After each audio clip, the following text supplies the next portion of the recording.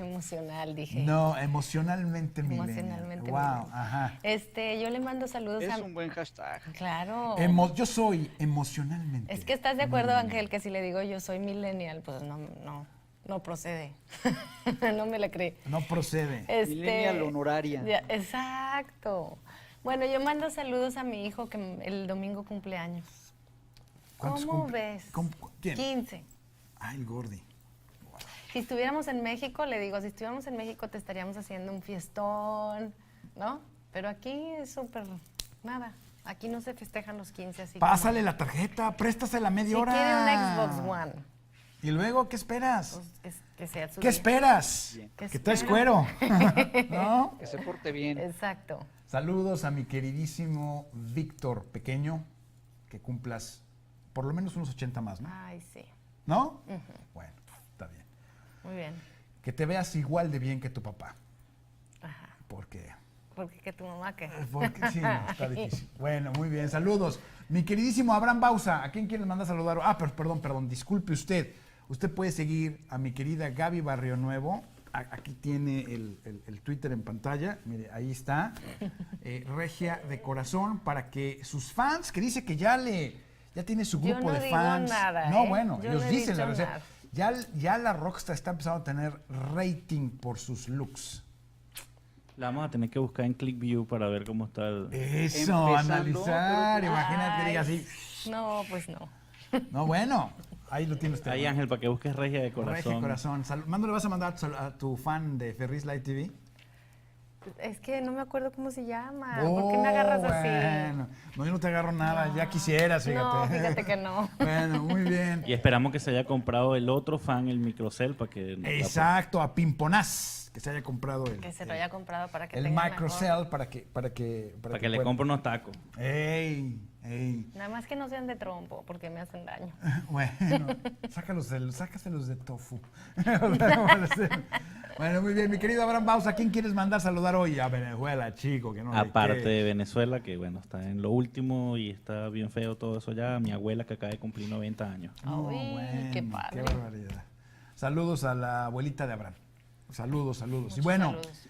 pues usted me puede seguir en Juan Tech TV. Aquí le dejo mi Twitter en pantalla. Síganos, coméntenos. Bienvenidos a La Gente Vive Canal. Gracias por transmitir Tecnocasters. Gracias por transmitir los breves de tecnología Tecnocasters, a Ferris Live TV, a iTunes, a las plataformas que nos siguen. Muchísimas gracias. Y a usted, que gracias a su audiencia y gracias a su preferencia, hace que es el mejor podcast de tecnología en español. Nos escuchamos y nos vemos la próxima semana. Bye. Bye. Hasta luego.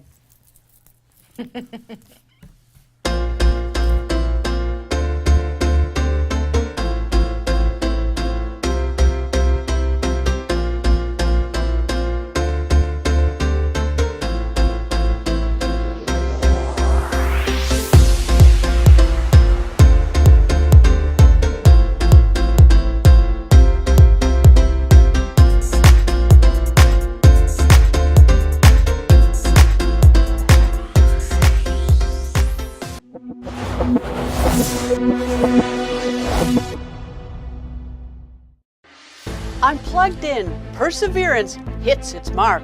Touchdown confirmed. Perseverance safely on the surface of Mars, ready to begin seeking the sands of past life. The six-wheeled rover lands on Mars with high expectations.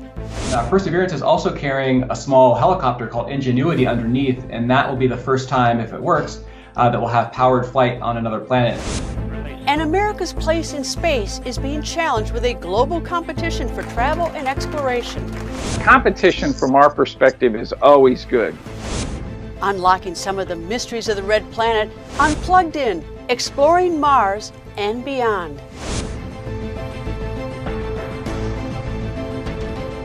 Hello and welcome to Plugged In. I'm Greta Van Susteren, reporting from Washington, D.C.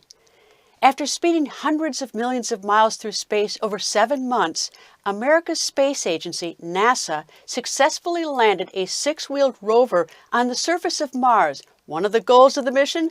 To determine if life existed there. It's the first leg in a U.S.-European effort to bring surface samples from Mars to Earth in the next 10 years.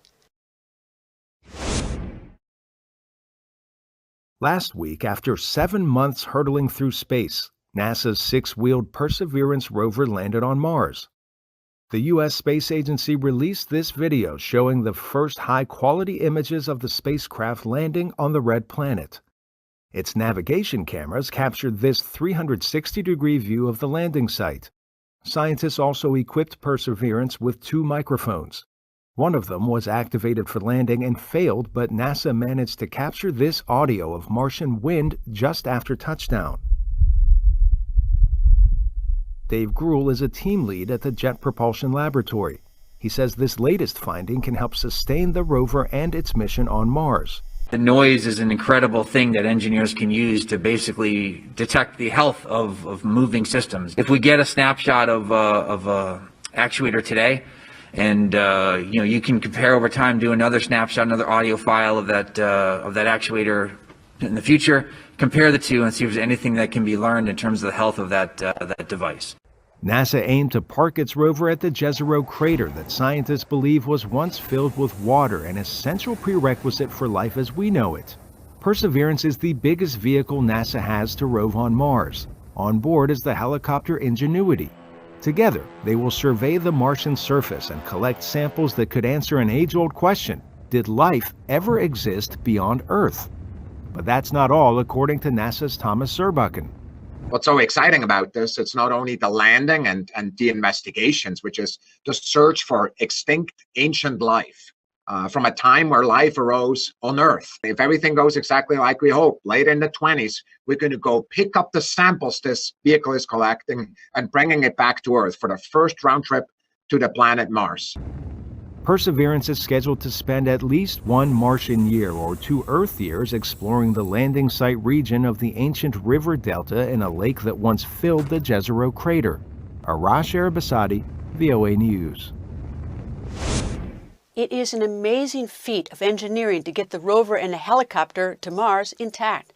And then there is more amazing engineering to get everything to work properly and send back those mystical sounds and pictures. One of the people making it all work is Matt Smith, a systems engineer on the Mars 2020 mission at NASA's Jet Propulsion Laboratory. I asked him about his role in the mission. During our cruise to Mars, the 7 months we went to Mars, I was one of the flight directors. So we had a team of about 8 people who were responsible for flying the spacecraft, kind of a combination of pilot and air traffic controller and sort of team coach. I say, imagine Ed Harris in Apollo 13, but less drama. Do you actually control the speed and the direction, or is it pre-programmed by the Perseverance? We actually do have to do what we call the trajectory correction maneuvers over the course of cruise to enable us to hit our target for entry, descent, and landing. So we did 3 trajectory correction maneuvers on this mission, and we also do other activities like we turn the vehicle to make sure that we can maintain communication. We also do a lot of checkouts of all the backup subsystems. There's no like AAA on Mars, so we bring backups of everything. We have to check all that out. And we also check out the instruments. So actually cruise is a pretty busy time. And then before launch, I was on the team that tested and designed the rover and got it ready. Okay, took off in July, landed in February. You only did 3 corrections in that time? Yeah, that's right. We had an opportunity to do up to 6 if we needed them, but we have a navigation team that's constantly tracking where we are, and they help us determine whether or not we need to do those maneuvers. So it turned out we only needed to do 3 of them this time around. What did you expect? Is that like average, or 3 is what you sort of expected, or is that unusual? The prior mission that we're based on, the Mars Curiosity, it did 4 trajectory correction maneuvers. So, 3 is 1 better than we expected. We expected we'd probably do 4. Perseverance, when it took off from July until the time it landed, was it being watched 24/7 by humans? Yeah, so at the very beginning, we did have 24/7 what we call coverage. So there's a network of antennas called the Deep Space Network that's managed by NASA, and there's antennas in California, Spain, and Australia. And the idea is that as the Earth rotates, you always can see any spot in the solar system with these antennas. So at the beginning of the mission, the first couple weeks, we did have 24/7 coverage. And then in the middle of the mission, in the middle of cruise, we had around 8 hours a day where we could talk to the spacecraft. And then near the very end, for the last month of cruise, we had 24/7 coverage so that if anything came up, we had, an ability to talk to the spacecraft and get it ready for landing. All right, so you've outlined very careful, controlled perseverance and what you can do to correct and everything. But the last 11 minutes before it landed, you had no ability to control it. Isn't that right? Yeah, that's right. So, at landing, Perseverance was, I think, over 126 million miles away from Earth. So the time it takes radio signals traveling at the speed of light to get from Perseverance to Earth is, as you say, 11 minutes. So we really didn't have any ability to, in real time, joystick that landing, and the spacecraft had to do it all entirely on its own. So it must have been a tough 11 minutes. When you realized that you were at that point, that 11 minutes, you thought, okay, well, we can't do anything and we don't know what's happening. Yeah, well, and the way it works is as we approach landing, we're getting data from the vehicle the whole time. So, we know that it's approaching Mars, and we can see from the data that it's entering the atmosphere. And so we actually can see it going through all the steps of landing. It's just that information is 11 minutes old by the time it reaches us. So it's already happened by the time we receive the signal back that landing was good. Okay, its first job, Perseverance, is to get some samples, get some rocks, get some cores. That's its first job? Yeah, so it's going to do a few things. It's going to, as you say, collect samples, and this is kind of the first leg of a round trip from Mars back to Earth. Also, Perseverance has a couple other what we call technology demonstrations to kind of lead the way for other missions. So one of those is an experiment called MOXIE, which will actually generate oxygen from the Martian atmosphere. It's mostly carbon dioxide. And that's to pave the way for potential human exploration of Mars. Obviously, we need oxygen to breathe, and also it can be used for rocket fuel. And Perseverance is also carrying a small helicopter called Ingenuity underneath, and that will be the first time, if it works, that will have powered flight on another planet, which could maybe pave the way for larger flying vehicles in the future to do more exploration. Well, one of the goals of the mission is to find out if life ever existed on Mars. Will you be able to tell that from the pictures it sends back, or do you have to wait for it collecting its samples and we send some other vehicle up to get those samples whenever that happens? Or can you tell that from the pictures that can be sent back or information you get? My sense talking to the scientists is that we'll have a good indication from the payload and the pictures and the spectra that we get there. But there's this saying that exceptional claims require exceptional proof, and really to get absolutely definitive proof of ancient microbial life, say for example an image of a microbe or something, we likely would have to return the samples to Earth and use really large and sophisticated equipment that we could never fit on a rover to do that final confirmation. So I think really because finding life on Mars would be such an incredible thing and such an important discovery, you really want to be super sure, and that would require bringing the samples back to Earth and analyzing them here. All right, the rovers we've already sent up at Perseverance, they stay. So something's got to go and get the samples that have been collected. We've never done that before, sent something to pick up samples and come back. When is that likely to happen? How far are we from developing the technology, or do we already have it? That seems like a more difficult task to me, just to land something, collect something, and also be able to leave. Yeah, you're totally right. It is a huge challenge. Good news is the technology demonstrations the technology development is already in work at NASA and our partners at the European Space Agency. And the idea is that we would send a mission in the kind of latter half of the 2020s that would land another rover on Mars and a small rocket. That rover would go then and fetch the samples, bring them to the rocket that's on the surface of Mars, blast them into Mars orbit, and then we would have a third spacecraft that would go grab those samples from Mars orbit and bring them back to Earth. So a lot of moving pieces, but we're already starting on those. But that's going to be 8 or 9 years from now, right? That we collect them? That's right, yep. Now let me turn to Ingenuity, the helicopter that's been sent up. And what is first the difficulty or the uncertainty about whether or not it'll fly? That's the first thing. And secondly, why did you want to send a helicopter? If we've got the rover, it can take pictures, it can gather things.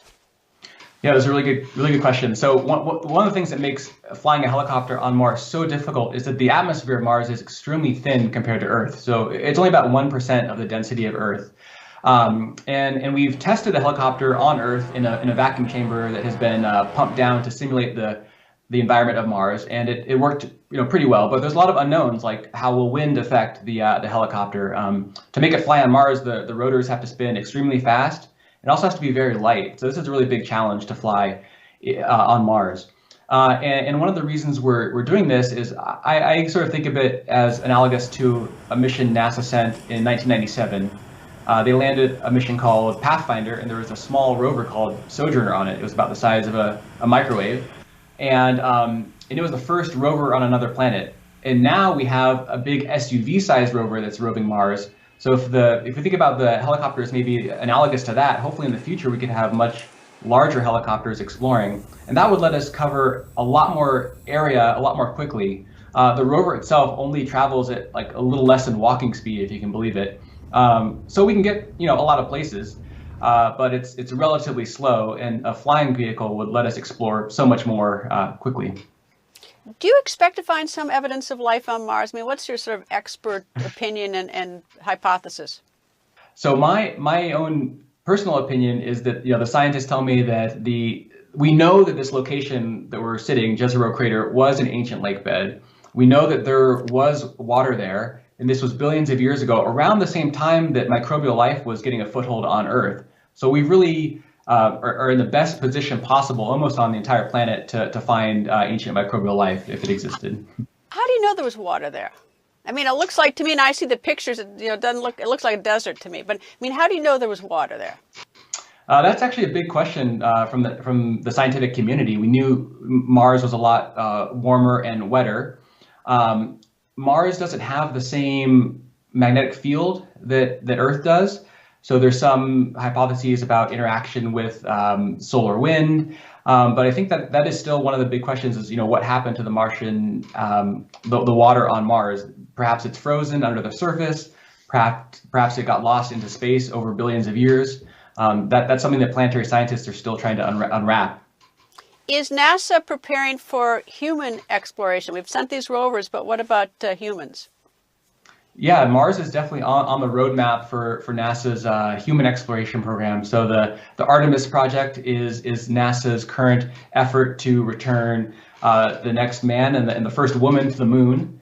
And eventually that would lay the groundwork for sending humans to Mars, later in this century. And it's definitely the long-term goal of NASA human exploration to put humans on Mars. What are you most excited to learn about with this, with Perseverance, with its mission?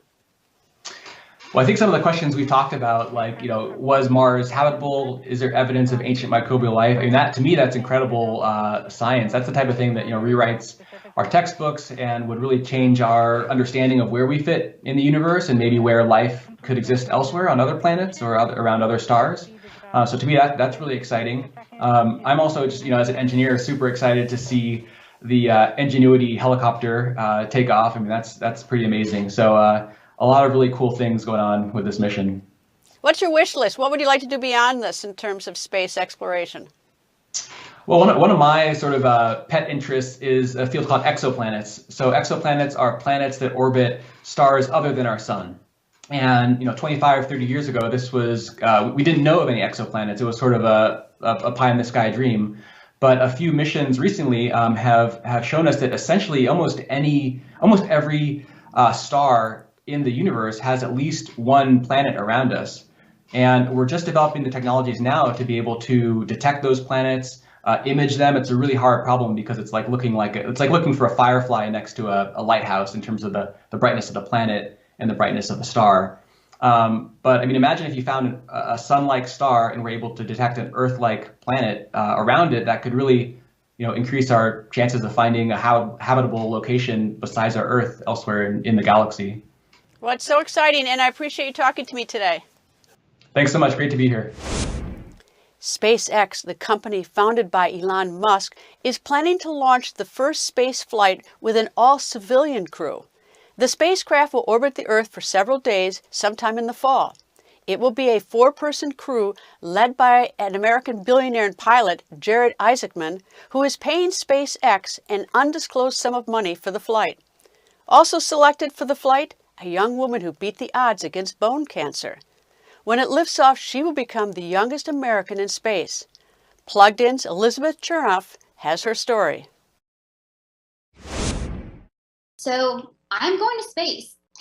Haley Arsenault is 29, a cancer survivor, And now she could become the youngest American person ever to fly into space. As one for all. Getting this call to go to space came out of completely nowhere. And but I think that's the beauty of life, is sometimes it surprises you. The opportunity has come her way through her workplace, St. Jude Children's Research Hospital in Memphis, Tennessee. It was where she was treated as a child battling bone cancer. So when I was 10 years old, I was working my way towards my black belt. And I had actually just gotten my black belt in Taekwondo before I was diagnosed with cancer. But I started having knee pain. And they thought it was from overuse from the Taekwondo. But then I started limping, and my mom noticed a big knot above my left knee. And she took me to the doctor, who did an x-ray. And I'll never forget, she came in the room with me and my parents and just said, "This is bone cancer." My disease is called osteosarcoma, and it's a bone cancer. It's very serious. If you don't catch it fast, it spreads. I spent a year at St. Jude undergoing intense chemo and then also surgery to save my leg. And as difficult as that year was physically, it was the most meaningful year of my life. Arsenault now works at St. Jude as a physician assistant. She was chosen by the hospital and billionaire philanthropist Jared Isaacman to fly on the private Inspiration 4 SpaceX mission later in 2021. 3, 2, 1, 0. It will be the first space flight without an astronaut aboard, but before liftoff, there's training to be done. It'll start with the centrifuge training, like going around really fast to feel all the G-forces. And then we're just going to prepare for any possible situation. We're going to spend a lot of time in the Dragon simulator. And then I'll get some additional preparation as I'm the medical officer of this flight. Unlike the NASA and SpaceX flights that go to the International Space Station, this one will travel around Earth for several days, during which time Arsenault said she expects to participate in science experiments and also make time to video call kids at the hospital. I really hope to inspire these kids by going on this mission, that to dream big, that they can do anything. I was talking to this little girl yesterday, and she was saying that she's upset that she can't run or jump. And I said, I can't run or jump either because I have a prosthesis in my leg. But I said, that's not stopping me from going to space. And so, this mission is opening space travel up to anyone. And I think that in itself is going to motivate people and give them so much hope. Kids are so visual, and I hope that them being able to see me in space really shows them what their future can look like. I'm the first St. Jude patient to go to space, the first pediatric cancer survivor, but I know I'm not going to be the last. The United States is not alone with a mission to the Red Planet. United Arab Emirates and China have missions to Mars. The UAE says space has opened a broad range of possibilities for everyone in the Arab world. The Martian surface has never been so popular for Earthling vessels.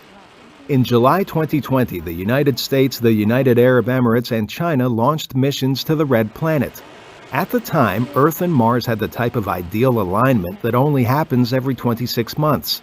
Sarah Al-Amiri is chair of the UAE Space Agency. She says the years-long journey to build and launch a craft could inspire other Arab nations. Today you have households of every single age group passionate about space, understanding a lot of science that happens in there. It's opened a broad realm for possibilities for everyone within the UAE and also, and I truly hope, within the Arab world. The UAE's orbiter fired its main engines for 27 minutes to enter the Martian atmosphere in what's being called the Hope maneuver. It took another 17 minutes for nervous scientists on Earth to learn the good news. The following footage comes from Chinese state television, and VOA cannot independently verify its content. It claims to show scientists at the moment China's Tianwen-1 probe entered orbit around Mars. The Chinese craft executed a similar slowdown technique to the UAE's Hope maneuver. Tianwen-1 will stay in a so-called parking orbit to survey the surface, looking for potential landing sites in May or June. Arash Arbasadi, VOA News. The competition for natural resources is making space the next frontier to mine for minerals needed for the next generation of batteries, electronics, and military equipment. Jim Green is chief scientist at NASA. Among his achievements is leading the 2012 mission landing the rover Curiosity on Mars. I asked him about the benefits of space exploration programs. Well, what's happening in many ways is humans are leaving low Earth orbit. Our plans are then to trek to the moon, learn to live and work on a planetary surface, and then investigate Mars into the future. Mars is a pretty spectacular place. I mean, it is a planet that we can actually live and work on like none other. So we're interested from a scientific point of view. Its history. How did it come together? You know, what is it made of? Are there resources there? Can and how would we live there? And it tells us a lot about the potential for maybe a place where life could have started, when life started here on Earth. We've got to learn to live and work on a planetary surface. We want to be able to tease out the resources that are on the moon.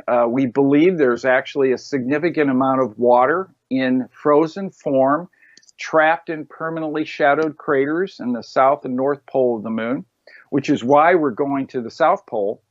Once we learn how to extract that and begin to use that, because we can breathe the oxygen that comes from water, we can, of course, drink the water.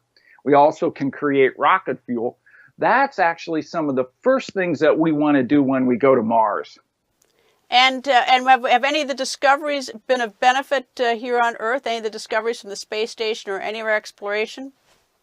Oh, there's been an enormous number of discoveries that have occurred on space station that we're using here on Earth. We're learning that in space without gravity, certain types of things like crystals can grow. We also learn that changes in the body that are not related to the gravity then can be really looked at more carefully. And therefore, we've seen a variety of medical advances that have occurred from space station astronauts.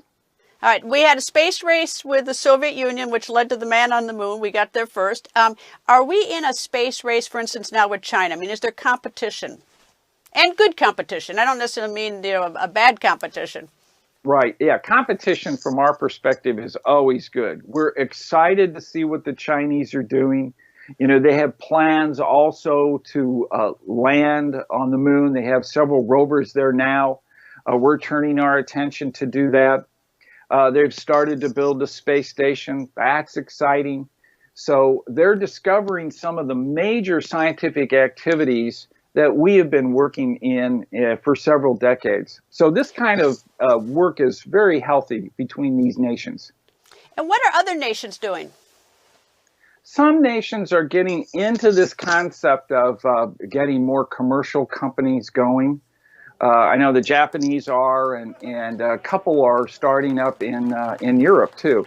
So it's a model, I think, that's going to leave the U.S. and go into many of these other countries to be followed. And is NASA now working with private companies? Is that something a little bit different? It is different, and it's really a very important part of the whole plan. And the concept is, of course, getting more companies having the ability to get into space, because we have the space station. SpaceX and Blue Origin and a number of others can allow transportation back and forth. That enables us to turn our attention to these grander plans about going to the moon. Are the private companies and NASA working well together, or is there some stepping on feet and duplication of what the private enterprise is doing and what NASA is doing? What you're looking at on your screen. Well, the private companies together form a competitive network, as we always like to have. You know, we always are looking for the best price for the best product. So that's going on. But from our perspective, it's a really healthy environment because we have a number of companies and groups to work with. What are you most interested in seeing in this, in Perseverance? I mean, what's the one sort of thing, like, you know, you want to see if it can do? Well, what it will be doing that we really want is it will be coring rock. And in fact, here's an example of one of the cores. It looks like a piece of chalkboard chalk or Crayola creme, depending on what era you're born in. We don't use chalkboards anymore these days. But we want to core rock in certain places where there's sediments in these deltas, where life may have really come down these rivers and then deposited and created the rock that we see today. And then we want to bring those sediments back. Just like the Apollo rocks, we want to be able to interrogate these in our laboratory and really tease out the history of Mars through the rock record. Well, Perseverance got a core and gather those rocks. Does it deposit it someplace, and how do we get those rocks back to Earth? The plan is that we will go to a location and create several cores. We put those cores in a metal sleeve, all right? And then that is sealed, and then we lay that on the surface and then move on to other areas. So we will be leaving these samples on the surface for later pickup. And what's later pickup? Well, we're planning those missions right now. That's the next thing. Are we alone in this universe? So my answer to that is, this is why we're going to Mars and why we're looking out beyond our solar system for planets that are more Earth-like to determine if we are alone or not. All right, so we have the moon, we have Mars. Looking beyond that, what do you see NASA doing? Well, Moon and Mars is going to be enough for, in terms of human exploration, for sure, for the next several hundred years. But, you know, NASA's doing a lot in many other ways. We have missions that are currently at Jupiter. We have one that's way out in the outer part of the solar system. The Voyagers are still working, and we've gone into the Kuiper Belt with New Horizons. So we have quite a spectacular program all over the solar system. Jim, thank you for talking to me, and thank you for your work. I got to tell you, I'm a big fan of NASA. It's very inspirational. It's very exciting, and I would have loved to have been part of the space program in some way. I chose the wrong career. Well, there's always room for you, Greta. Come on. You can come help us anytime you'd like. Thank you so much for inviting me. That's all the time we have for now. Thank you to my guests, NASA Chief Scientist Jim Green, Matt Smith, Systems Engineer for the Mars rover Perseverance. Keep up with the latest news at voanews.com, and do follow me on Twitter @Greta. And we leave you with more of the amazing images from Mars. Thank you for being plugged in.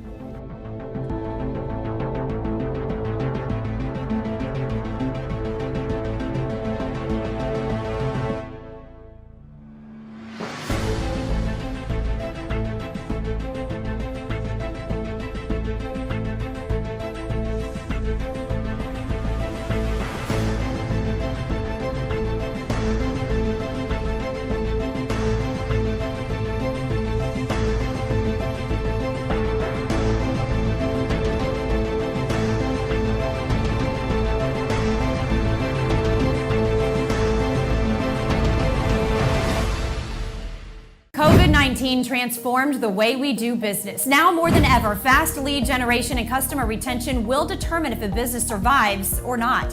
The Now Media Video Business Card is designed to be sent using your smartphone. It's the next generation business card that will open the door for you while keeping social distancing. The Now Media Video Business Card is affordable for anyone from startups to multinational companies and is already being used by hundreds of businesses. Stay open, stay in business. Call us today.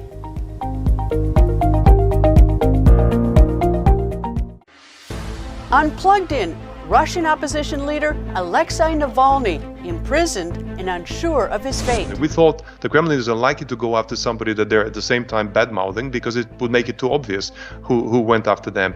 In Navalny's case, they did both. After surviving a poisoning, the Putin critic is pushed further into Russia's prison system.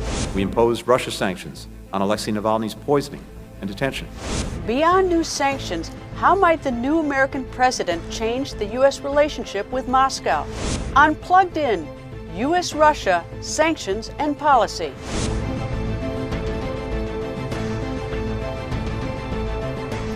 Hello and welcome to Plugged In. I'm Greta Van Susteren, reporting from Washington, D.C. Alexei Navalny says he's being held about 100 kilometers from Moscow in what he calls a real concentration camp. Russia's opposition leader was jailed in January after returning to Russia after an attempt to kill him by poison. Navalny was sentenced to prison for parole violations dating back a few years.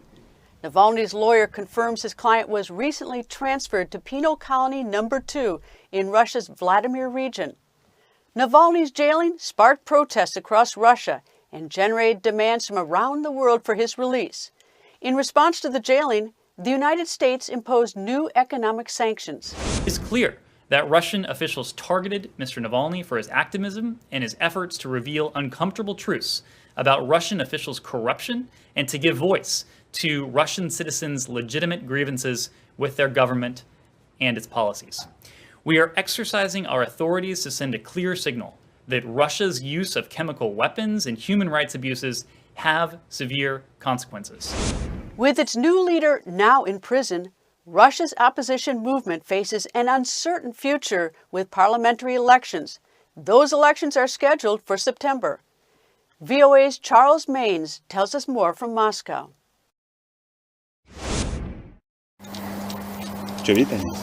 Vladimir Oblast, less than 100 kilometers from Moscow. The prison Alexei Navalny will call home for at least the next 2.5 years is said to be among Russia's most oppressive and brutal.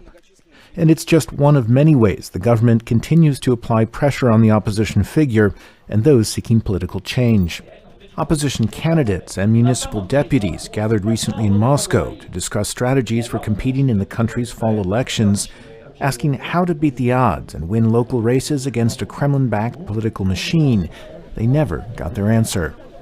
Police broke up the proceedings, arguing the event had ties to a foreign NGO the state deemed undesirable in 2017. With the entire conference placed under arrest, those who were there described it as an exercise in the absurd. The events in our country of late are such that the writer Franz Kafka could only envy. He couldn't possibly have had enough imagination to make this up. Fear has become the Kremlin's primary tactic as it tries to keep government opponents off the ballot and clearly off the streets. Thousands were detained during protests that followed Navalny's detention, with many kept in grim conditions and family members in the dark. I couldn't get any information at all. You call and they tell you nothing. And now, only at midnight, did I find out he was at the prison here. While others subsequently faced a more Soviet response to political dissent.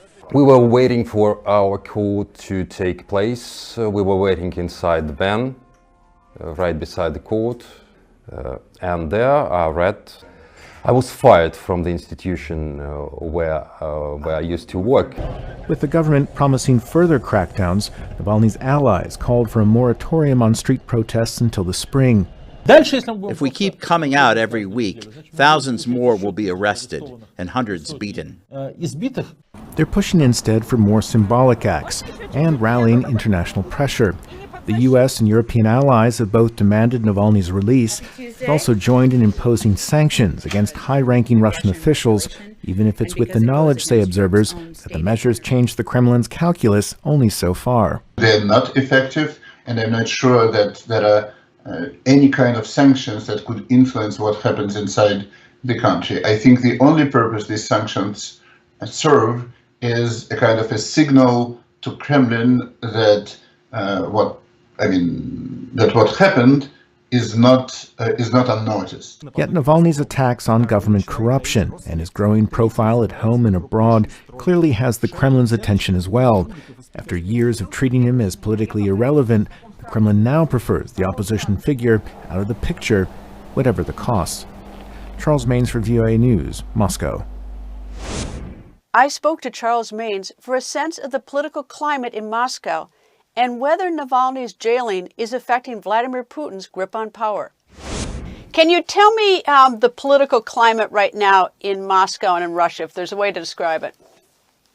Well, I think it's clear that you've seen these very significant events over the last half year, starting with the poisoning of Alexei Navalny, his evacuation in a coma to Germany, his resurrection, he recovered, and then made this kind of amazing return to Russia. I mean, these are big, big events unfolding.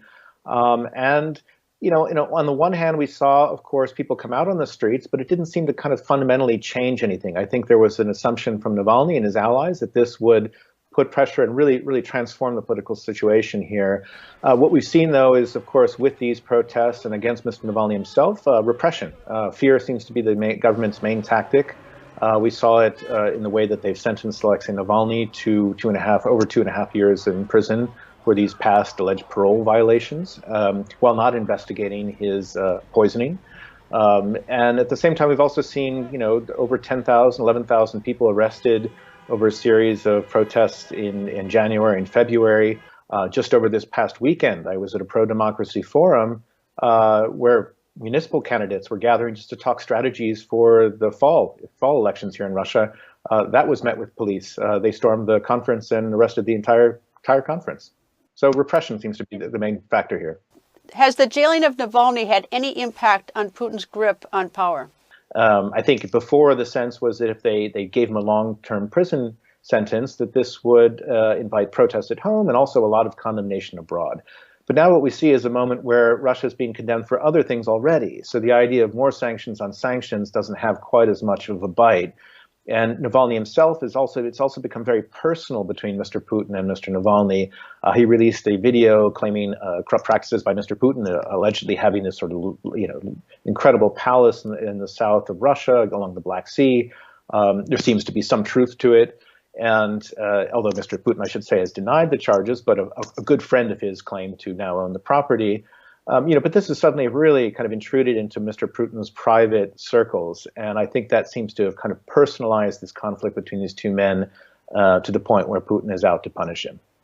Do you have any sense of what Navalny's followers would like to see the United States do or not do vis-a-vis Navalny? They've made it quite clear they disagree with the United States for issuing what they call sectoral sanctions. So targeting the Russian economy. They see that essentially rallying Russians around Putin or the government per se. And so what they're suggesting is a list of what they call the financiers of Mr. Putin or some of his closest advisors or his friends and his cronies. And they think essentially that's the way to target the Russian government and not target the Russian people. Certainly what they've seen from the Biden administration at this point, they're hoping it's just the beginning. We've seen essentially sanctions against 8 high-ranking Russian government officials, some concerns, some organizations as well that allegedly have ties to chemical weapons development, but not against the financiers, which seems to be a key issue for Navalny's allies. What do you think is going to happen in the elections in September? Any thought? If you go back to the poisoning this past August, Mr. Navalny was actually traveling in Siberia trying to rally people around this smart voting campaign that he and his team essentially had come up with. And the idea was to target the unpopularity of the ruling United Russia Party, and that's by pooling votes towards one candidate in particular. So they didn't care who they were, what their views were, but as long as they weren't affiliated with the Kremlin, they would target all the votes this way. And they ran this campaign in 2019 as kind of a test run, and it did have some effectiveness in some races, in some towns, not everywhere, but certainly in Moscow it did, in some towns in Siberia it did, and there was some sense that there's concern there that this could happen again. So it'll be interesting to see if they can keep that momentum going without sort of Mr. Navalny's charisma, use of social media, if people will stay kind of involved in the fight with essentially the leader of it behind bars. A few days after Navalny's January arrest, his anti-corruption foundation released a video on social media. His foundation claims the video shows a $1 billion palace built by friends of Russian President Vladimir Putin. The Kremlin has dismissed the claims, and they have not been independently verified. But the video of a lavish palace has generated hundreds of millions of views on YouTube, raising Navalny's profile in Russia. We have a report from our sister network, Radio Free Europe, Radio Liberty. This is an artist's impression of a strip club in a secret palace for the enjoyment of Russian President Vladimir Putin, according to a new YouTube video with tens of millions of views. This room is also equipped with a large stage and an extraordinary thing. The stage has an elevator. With a pole. We can't imagine what a pole on a stage is for. The video was made by opposition leader Alexei Navalny and posted by his supporters after he was jailed. He claims to have received leaked floor plans of the vast palace, which allegedly includes a casino, a theatre, extensive vineyards, an ice rink and luxury bathrooms, where even the Italian-made toilet brush costs $800. The many allegations in the almost 2-hour video could not be independently verified, and the Kremlin quickly dismissed them. But they are Navalny's latest salvo in an ongoing battle with Putin. Putin's friends, having received from him the right to steal everything they want in Russia, have repaid him in many ways. But they also chipped in, collected $1.35 billion, and built a palace for their boss. Navalny was detained on arrival at a Moscow airport on January the 17th, prompting a chorus of international criticism. He had just returned from Berlin, where he was being treated after being poisoned by a Novichok nerve agent in August last year. Investigations by Navalny's team, Bellingcat and other media presented extensive evidence that it was carried out by Russia's Federal Security Service. The Kremlin denies involvement, and pro-government media have been almost silent about all of this. But it appears to have raised Navalny's profile in Russia nonetheless. The whole story of the poisoning drew the attention of a large number of people, and we have seen that the interest in his return has been pretty high. Of course, we can't say that the whole country has been glued to its screens to follow it, but there is pretty high interest, at least among the digital audience.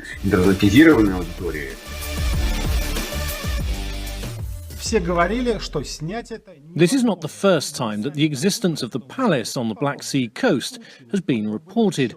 What's new in Navalny's report is the level of detail about the property and how it was allegedly financed with state funds stolen by Putin allies. But Kremlin spokesman Dmitry Peskov said the video is just a rehash of old claims and noted that it includes an appeal for donations to Navalny's anti-corruption fund. This is the real scam, and we warn all citizens, especially since the video has so many views. Think before transferring money to such crooks.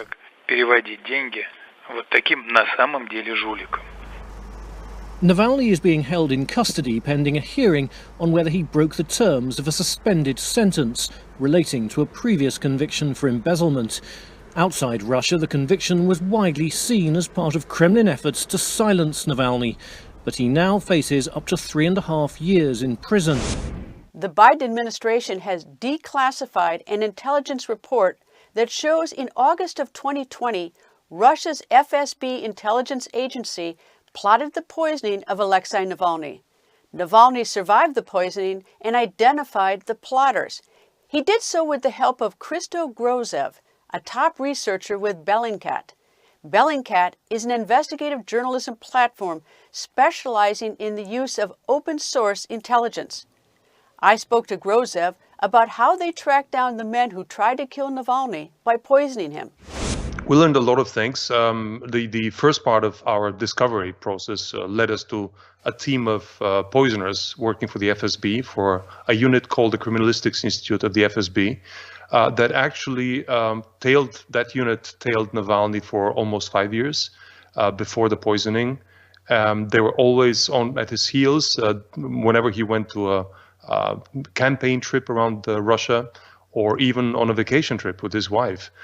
They picked only times that he traveled with an overnight stay over, so they never followed him on day trips, which suggests they might have been interested only in hotel stays as a possible place of poisoning.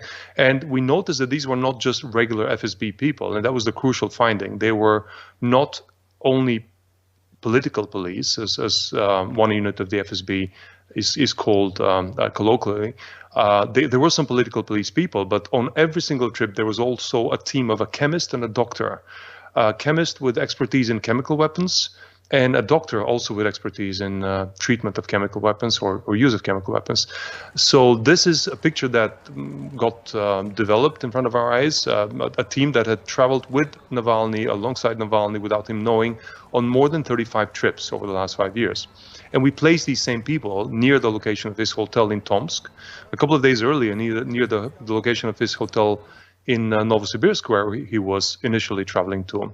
And departing or moving away from the hotel about an hour after he went to bed on the night on which we suspect he was poisoned. So everything pointed to a targeted operation by an FSB clandestine unit. But that was only the first part we discovered. The second part was even more shocking. It was the scale of the operation of this particular unit. It was not an ad hoc operation to poison Navalny. It was an operation that apparently had been targeting many, many other not only opposition figures in Russia, but also human rights activists, journalists, and in one particular case that we are yet to disclose, an author, a writer, a poet. So the scale of this is still to be determined, but we see that we're talking about definitely more than 10 people that were at the crosshairs of this unit. How were you able to identify these flights? What was your technique for learning this? We used a combination of open source and partially closed source data. Over the years, we've accumulated a pretty significant database of, a collection of leaked databases of, for example, outdated travel data. For example, one database includes about 50% of all air travel in Russia from the period 2014-2017. Another database includes leaked passport data and residence data for a number of cities in Russia. So the combination of these to what we call open source sources, because they are in the public domain. You can download them on torrents, and a lot of Russian journalists have done that, allows us to look for patterns. So, for example, in this particular case, we had identified some people who had traveled with Navalny at every single trip that he took across the country. And that allowed us, through correlation analysis, to pinpoint about 6 people that were suspiciously always traveling with him. Many of them traveled on joint bookings, which allowed us to connect them to one another. That gave us the first hypothesis that there's this team of people who always tail Navalny. Then we had to cross into closed sources data. For that, we had to approach whistleblowers, in some cases, even people who are just selling data on the open market in Russia. There are a lot of data brokers in Russia that traditionally sell data, not to journalists, and they're quite unhappy when they find out they sold it to journalists, but they sell it to companies who do surveillance on their own employees in Russia, or are doing due diligence checks on applicants for jobs. And we got from some of these whistleblowers and or data sources, data brokers, we got phone records, what in Russia they call building records, which is basically metadata on a particular number, time of call, place of location of the phone, when the call was made. So we were able to get the phone records for these particular 6 people that later expanded to 8 as a total. And we saw that they were communicating with top FSB officials just before the trips with Navalny. And more importantly, they were talking to chemical weapons specialists from exactly the same institute that we had identified in the previous research just before trips with Navalny. Was there any way to tie it to Putin directly in your research? Well, I mean, what we saw was them communicating with people at the FSB directorate level. So these are people that would be deputy to Bortnikov. Bortnikov is the chief of the FSB. And we saw this team talking to deputies of Bortnikov. Bortnikov is in direct contact. He directly reports to Putin. The concept of Putin not being aware or having ordered this operation, but let's limit it to not having been aware, is zero. That we've talked to a lot of people that were formerly serving in Russian security services and now live abroad. They've all told us that there's no way that anybody at the FSB would be authorized to go near a chemical weapon without the approval of the FSO, the president's own personal security service, simply for the fact that this is too dangerous, because somebody who gets access to such a high-grade poison might just go crazy and start attacking even the president. So the president needs to be in the know anytime somebody at any security service uses chemical weapons. Were you able to speak or interview Mr. Navalny? And he also himself was part of discovering who it was who had poisoned him. Is that right? Well, not him himself. We tried to firewall him from the discovery process, but we invited members of his own investigation team, the people that do anti-corruption investigations in Russia. And one of the key investigators, Maria Pevchik, she joined us at the last stage of our investigation. We made sure that Alexei Navalny is only informed at the last moment. So basically a week before we published, we brought him into the picture, just because we didn't want his own perception to bias our investigation. But yes, we brought him in at the last moment. We did have to get data from him through his chief investigator about his own travel. So that's what he was sharing with us, but without really knowing until late in the process who exactly were his would-be poisoners. Your investigative journalism is just incredible, but you're dealing with very serious topics. Do you have any fear for your life? Obviously, and especially after we found out for ourselves that this FSB unit had been after Navalny while Navalny was at the crosshairs of the propaganda campaign of the Kremlin. We thought the Kremlin is unlikely to go after somebody that they're at the same time bad-mouthing, because it would make it too obvious who went after them. In Navalny's case, they did both. And they've been the Russian government has been so vocal about accusing Bellingcat and me and my colleagues of being a mouthpiece of Western intelligence and of being spies and of being traitors and what have you, that we have to start getting concerned. Due to the poisoning of Navalny, the U.S. government announced economic sanctions. The sanctions are directed against several top Russian officials. The U.S. also reiterated demands that the opposition leader be released. But no sanctions were specifically directed at President Vladimir Putin or his inner circle. VOA White House correspondent Patsy Widakuswara tells us more. This penal colony about 100 kilometers east of Moscow is where outspoken Kremlin critic Alexei Navalny has been jailed since last month after surviving a poison attack last year. The Biden administration declassified intelligence showing that Moscow orchestrated the poisoning and announced sanctions on 14 Russian entities and 7 senior members of the Russian government. Expansion of sanctions under the Chemical and Biological Weapons Control and Warfare Elimination Act, new export restrictions on items that could be used for biological agent and chemical production, and visa restrictions. Press Secretary Jen Psaki repeated U.S. demands for Navalny's release. The opposition leader's arrest set off nationwide street protests in Russia last month. Navalny contends his jailing is politically motivated. The U.S. sanctions were coordinated with European partners and Britain, but not specifically directed at President Vladimir Putin or the oligarchs of his inner circle. Russia is a huge country. It has a lot of ways to influence the events in many parts of the world. So I understand that the only thing that Biden's administration could do is to send signals. These are strong signals, but these are just signals. This is not something that has a material effect. The White House denies the sanctions are largely symbolic. Responding to VOA, Psaki acknowledged it is important to maintain relations with Moscow on many issues, including on the Iran nuclear negotiation. Russia is a P5+1 partner. They were as we pursued the JCPOA under the Obama-Biden administration, and they certainly would be a key partner if that diplomatic process were to move forward. So the point is, there are areas where we disagree. There are areas where there's significant challenge. There are also areas where we are going to work with the Russians, as we would with most global partners, when we need to take steps that are in the interest of the United States. Last month, President Joe Biden said that unlike his predecessor, he has made clear to Putin that the U.S. will no longer tolerate Russian aggressive actions, including election interference, cyber attacks, and the poisoning of its citizens. But analysts say Biden's policy toward Russia must allow room for engagement in areas of mutual interest. This includes arms control, a positive environmental and economic agenda in the Arctic, to some extent climate change, and a couple of regional theaters where we both have troops, including in Syria. So there's a need to work with Russia on a range of issues, and I think the Biden administration will pursue both cooperation and try to reestablish clear lines of what they regard as appropriate norms of international behavior. Meanwhile, Moscow has already vowed to retaliate against the sanctions. Patsy Widakuswara, VOA News.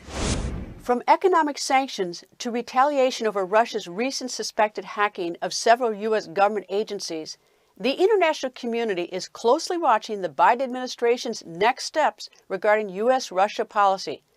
Matthew Rojansky is the director of the Kennan Institute at the Wilson Center in Washington, D.C. He is a leading analyst on U.S.-Russia relations, and I asked him where that relationship is headed next. Well, look, this is a challenged relationship. From the U.S. perspective, we've seen a